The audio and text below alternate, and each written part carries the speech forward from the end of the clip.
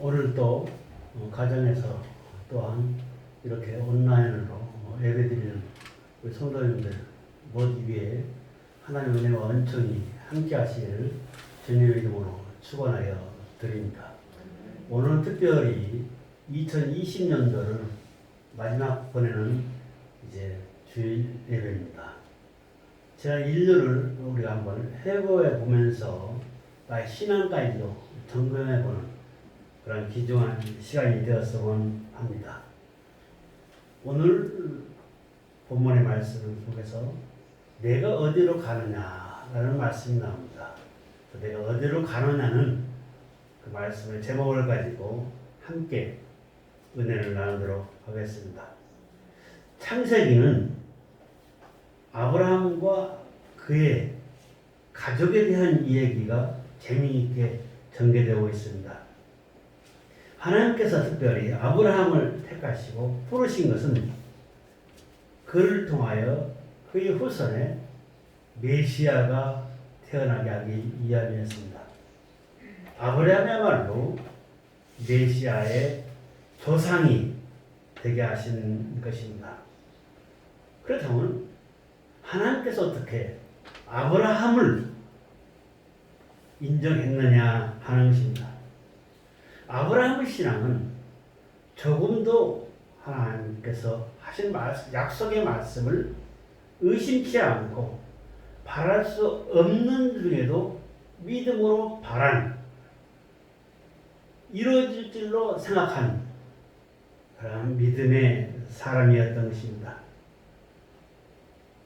어려운 상황 속에서도 조금도 굴하지 아니하고 믿음으로 하나님께 영광을 돌렸습니다. 비교할 이해로 말씀드린다면 100세 낳은 아들 이삭을 번제로 드리라고 했습니다. 그랬을 때 아브라함은 조금도 주저함 없이 그를 모리아 산으로 데리고 가서 번제물로 드리려고 했습니다. 또한 하나님께서 아브라함에게 일가 친척이 있는 그 고향 땅에서 떠나라고 얘기합니다. 그 말씀 속에서도 조금도 불평과 불만을 가지지 아니하고 그대로 순종하는 것입니다. 그러한 아브라함입니다. 우리는 아브라함을 어떻게 부르고 있죠? 믿음의 조상이라고 부르고 있는 것입니다. 그렇다면 오늘 이 시간에는 바로 아브라함의 첩으로 함께 지냈던 하갈이라는 여인이 나옵니다. 그 여인이 집에서 뛰쳐나왔습니다. 그리고 길에서 헤매일 때 여호와의 사자가 얘기를 합니다. 내가 어디서 왔으며 어디로 가느냐고 물은 것입니다. 거기에 대해서 함께 은혜를 나누어 보겠습니다. 첫째로 아브라함의 가정을 살펴보겠습니다. 아브라함의 가정은 아브라함을 중심으로 많은 가족들이 있었습니다. 거기에 속해 있는 종들도 엄청 많았습니다. 수백 명이 됐던 거죠. 아브라함은 그저 어렵고 가난한 사람이 아니었던 것입니다. 부한 일꾼도 많이 둔 저사람보다 많은 그러한 가족을 둔 가장이었던 것입니다. 거기에 한 여인이 나오는데 하갈이라는 여인입니다. 이 여인은 사실상 사례의 노예로 사례의 종으로 수중들던 그러한 여인이었습니다. 그런데 그러한 어느 날 사례가 생각합니다.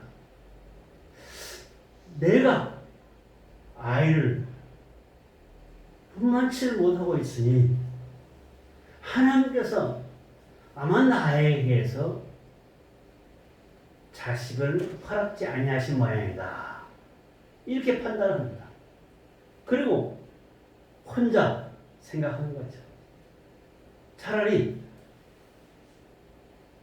내 수중에 있는 사례를 아브라함과 동침시키면 거기서 아이가 태어날 것이다.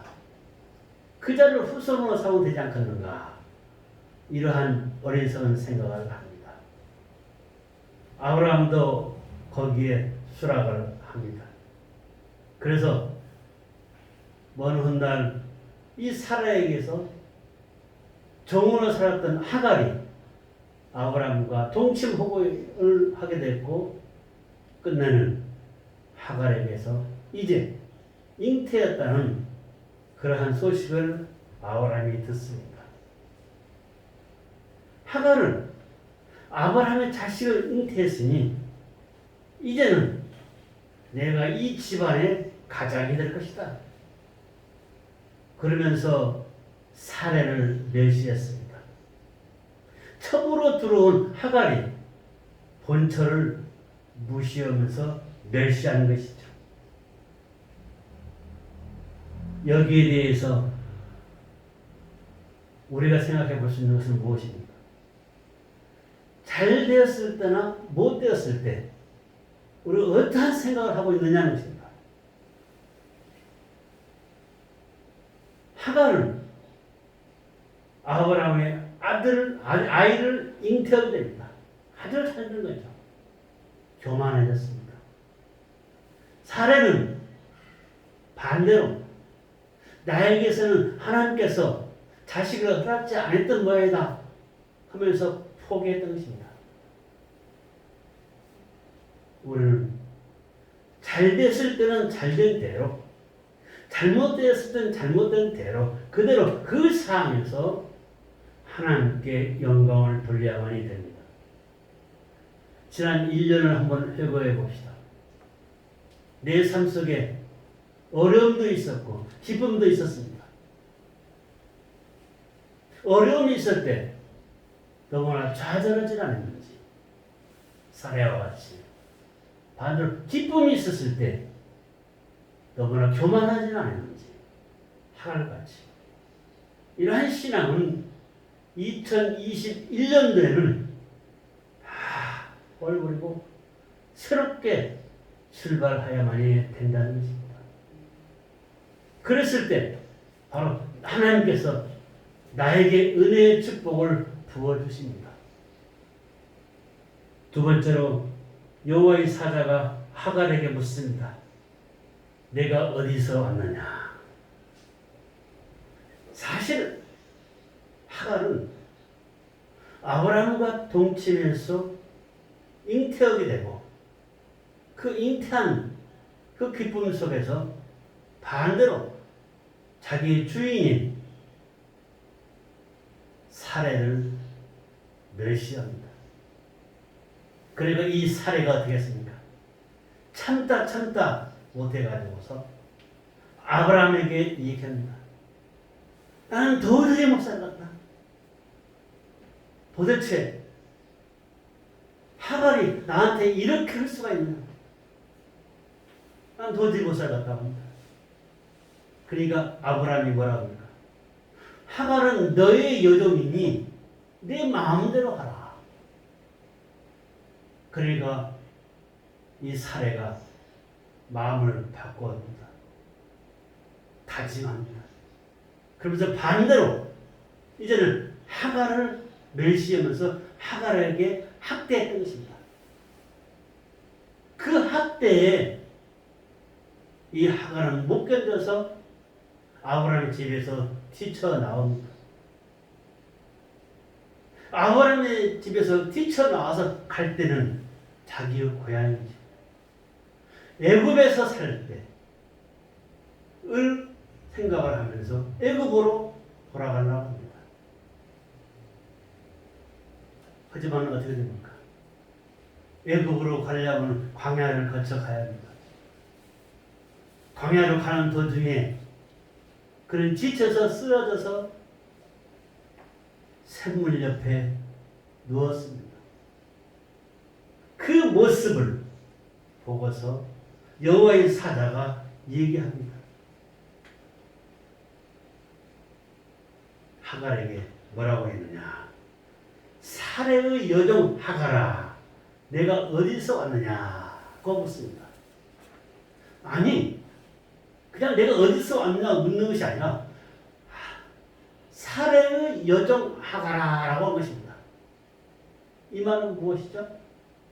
자기의 신분을 깨달으라는 것입니다. 너는 그 전에 사레의 여종이었지 않느냐? 그런데 왜 지금 여기 와 있느냐? 책망하는 식으로 사레에게서 못 견뎌서 쫓겨나온 이 하갈에게 여호와의 사자가 얘기한 것입니다. 사실 이 하갈은 노예의 신분으로서 보잘것없는 여인이었습니다. 특별히 이 여인에게 너는 내가 약속한다. 그러면서 잘 먹고 잘 살 수 있는 길을 열어주겠다. 그런 약속도 없었습니다. 처음에는. 그저 아브라함의 가정에서 종살이를 하다가 죽으면 그걸로 끝나는 것이었습니다. 하지만은 그의 자만심 때문에 자기에게 돌아온 그 축복을 발로 차버린 거죠. 하나님은 은혜를 저버리는 것을 원치 않습니다. 하나님께서는 받은 바 은혜를 소중히 여기는 자를 중히 여긴다는 것입니다. 사실 하갈은 노예의 신분에서 첩이 되었고 아브라함의 아이까지 잉태했으니 복의 복을 받았던 것입니다. 천한 신분에서 아주 귀한 신분으로 바뀌게 되었던 것입니다. 우리의 삶도 마찬가지입니다. 예수님 믿기 전의 상태를 한번 되돌아봅시다. 나의 인생의 삶은 어땠는지. 내가 예수를 믿고 예수를 믿었을 때 하나님께서 나에게 특별한 은혜의 은총을 부어주었습니다. 그 하나님께서 주신 그 은혜 속에서 우리의 삶은 복되게 살고 있는 것입니다. 이 하갈은 도망쳐 나왔습니다. 우리 신앙도 마찬가지입니다. 내가 잘못되었거나 잘 되었을 때 내 마음대로 판단하고 내가 하나님의 교회를 지쳐나가면 안 된다는 것입니다. 하나님의 교회야말로 우리 영적인 교회로서 우리 삶의 희망과 용기와 축복된 삶의 길로 하나님께서 인도하시는 것을 우리는 목격하고 있는 것입니다. 내가 어디서 만나냐고 묻습니다. 우리의 삶은 절대로 하나님과 떨어져서는 안 된다는 것입니다.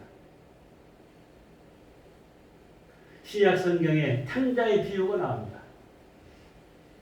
탕자가 어떻습니까? 아버지의 집에서 아버지와 함께 행복한 가정 속에서 살고 있었습니다. 혼자 판단을 합니다. 내가 여기서 살다 보니까 나에게 올 분깃은 없겠구나. 그리고 아버지한테 얘기합니다.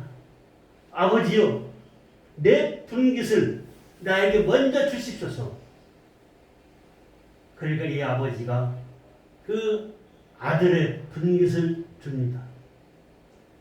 그는 받았습니다. 받은 바 그걸 가지고 어떻게 했습니까? 아주 그 돈을 가지고서 아주 잘 사는 것이 아니라 세상에 나가서 허랑방탕하게 쓰다가 그 돈을 다 탕진해버립니다. 허랑방탕한 생활을 했을 때 그는 행복한 삶을 살았느냐? 아니다는 것입니다. 그저 세상에 빠져서 늪에서 헤어나지 못하고 있었던 것입니다. 나중에는 어떻게 됩니까? 기근이 들어옵니다. 기근이 되니 먹을 것도 없습니다. 그러면 끝내 먹고 살기 위해서 돼지 기르는 집에 취직을 합니다. 돼지 기르는 집에 가서 돼지를 치릅니다. 먹을 것이 없으니까 돼지가 먹는 그 밥을 쥐엄 열매를 이 탕자는 먹습니다. 지난날 돌이켜 생각합니다. 내 아버지 집이, 내 아버지께서 나한테 그렇게 잘해주시는데 자기 잘못을 뉘우칩니다. 그러면서 어떻게 했습니까? 차라리 내 아버지 집에 가서 종살이라도 하는 게 낫겠다 생각을 하고 그는 아버지 집에 갑니다. 다시 그는 아버지를 만나게 되는 거죠. 아버지께서 그를 환대합니다. 금가락지를 끼워주고 새 옷을 입혀주고 먹을 것을 준비해서 온 식구들이 모여서 온 가족들이 모여서 잔치를 베풀어 준 것입니다. 우리 인생 내가 어디서 왔느냐 라는 내가 그 질문에 오늘 분명히 깨닫고 나야말로 내 하나님의 집에 몸을 두고 있어야 된다라는 사실을 인식하시는 성도님들이 되시기를 주님의 이름으로 축원하여 드립니다. 세 번째, 여호와의 사자는 하갈에게 또 묻습니다. 어디로 가느냐? 어디로 가느냐? 내가 어디로 가느냐? 지금 자기가 걷고 있는 그 길이 어떠한 길이냐는 것입니다. 우리의 신앙도 한번 점검해 봅시다. 지금 내가 걷고 있는 이 길이 하나님께서 보셨을 때 어떻게 생각하고 계실 것인가? 지난 1년 동안 하나님께서 나를 지켜주시고 나를 안아주시고 인도해 주시는데 행여나 내가 하나님의 전을 떠나서 어디로 가고 있다면 빨리 되돌아서야만이 되는 것입니다. 여기서 어디로 간다는 것은 무엇입니까? 영적인 의미 속에서 내 마음과 생각과 행동이 어디로 가고 있느냐는 것입니다. 예수 믿으면서 세상적인 생각이나 예수 믿으면서 하나님을 저버리는 생각을 해서는 안 된다는 것입니다. 나는 하나님의 자녀입니다. 하나님의 자녀는 당당하게 하나님 몸된 교회에서 하나님의 자녀답게 살아가야만이 되는 것입니다. 하갈이 잘못된 것은 무엇입니까? 자기의 잘못된 판단에 의해서 자기가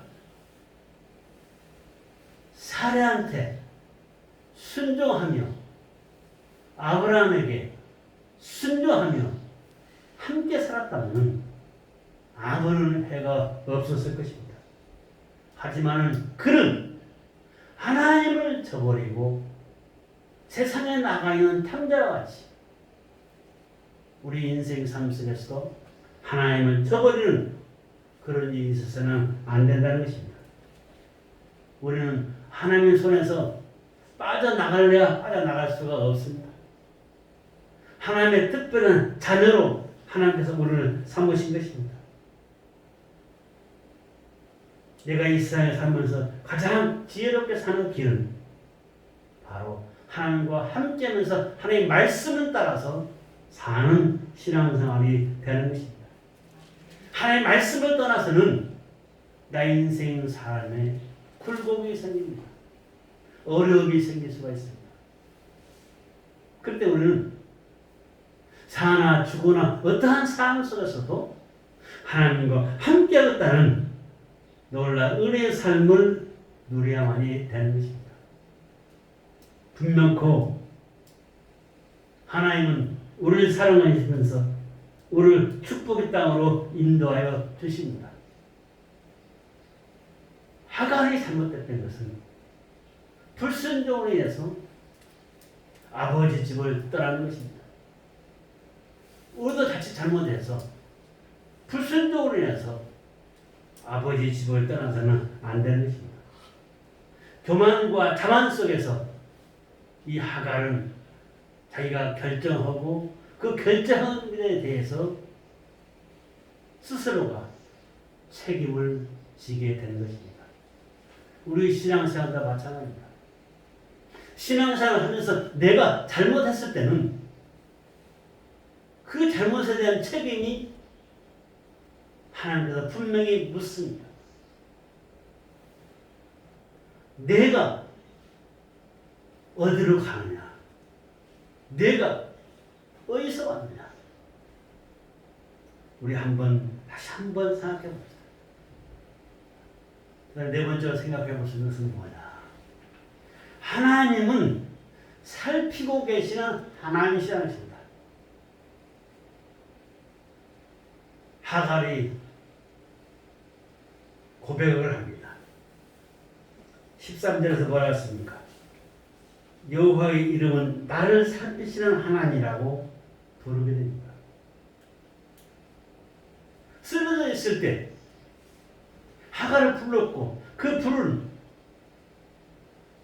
그 모습 속에서 이 하갈은 하나님께서 나를 부르시고 계시는구나. 나를 살피시고 계시는구나. 나를 보고 계시구나. 하갈이 생각했을 때는 자기 스스로가 아무것도 없는 상황 속에서 홀로 있는 상황 속에서 외롭고 쓸쓸하게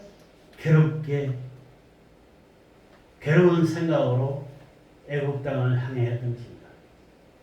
하지만은 일거수일투족을 하나님께서 다 보고 계시면서 하갈에게 내가 어디로 가느냐 그러면서 얘기합니다. 내가 다시 사라한테 가라. 사라에게 가서 수종 들어라. 내가 다시 가서 사라에게 수종을 든다면은 만대까지 너희 자손 만대까지 축복해 주겠다 했습니다. 약속했습니다. 하나님은 우리에게 축복의 하나님입니다. 4대뿐만이 아닙니다. 30배, 60배, 100배 아닙니다. 1000배 아닙니다. 자손 대대 손손으로 우리에게 축복 주시겠다고 약속합니다. 하갈에게 한 약속이 오늘날 우리에게 하고 계신 것입니다. 우리가 일거수일투족을 바라보고 계시면서 나를 향해서 넌 나와 함께하자. 나에게 수종되라. 내 말씀대로 살아라. 그렇다면 내가 너를 자손 대대로 축복해 주겠다는 것입니다. 일거수일투족을 살피시고 계신 그 하나님이 오늘 우리의 모습을 바라보고 계십니다. 우리에게 은혜의 축복을 부어 주신다는 것입니다. 하갈은 죽을 고비에서 그는 여호와의 사자를 통해서 다시금 자기의 이치를 깨닫습니다. 나는 살에 여정이 없다. 내가 교만했었구나. 나중에 하갈은 어떻습니까? 아이를 낳았습니다. 수많은 민족을 이루게 됩니다. 그 다음 얘기는 나중에 말씀드리고, 아무튼 우리에게 중요한 것은 뭐냐? 하나님은 이 시간도 우리를 살피시고 계신다라는 것입니다. 사랑하는 성도 여러분, 결론으로 말씀을 드리겠습니다. 우리가 행여나 하갈 같은 처지에 놓여 있지는 않는지, 하갈 같은 생각을 하지 않는지, 2020년도 뒤돌아봅시다. 물론 코로나19로서 우리 마음을 아프고 하고 있습니다. 언제 종식될지 모릅니다.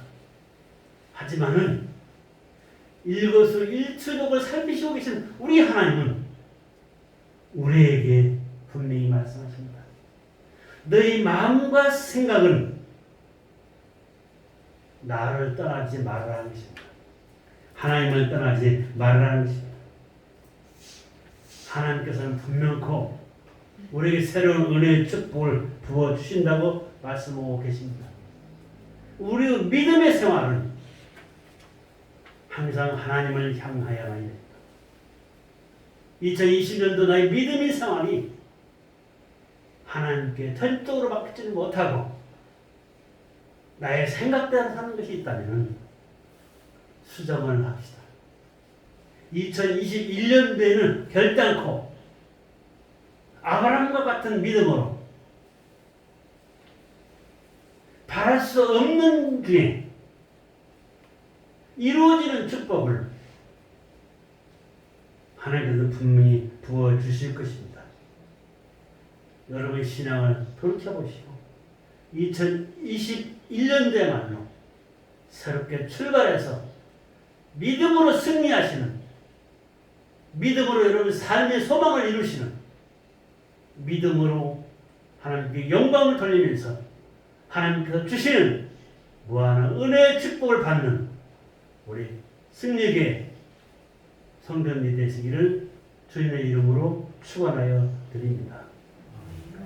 감사하신 아버지 하나님, 2020년도 뒤돌아봅니다. 행여나 나의 신앙생활이 나의 생각으로 빠지지 아니했는지, 하늘같이 나의 믿음의 생활이 옆으로 흘러서 하나님 보시기에 합당치 못했는지 깨닫게 해주시옵시고 2021년도야말로 하나님께 주시는 영원한 축복된 삶을 살기로 합니다. 오늘도 온라인 예배를 통해서 하나님께 영광을 드립니다. 우리 모두에게 주의 은혜와 은총으로 축복해 주실 때 2021년도는 첫날부터 기쁨과 즐거움이 행복이 넘치게 하여 주시옵소서. 감사하고 예수님의 이름으로 기도드려옵나이다. 아멘.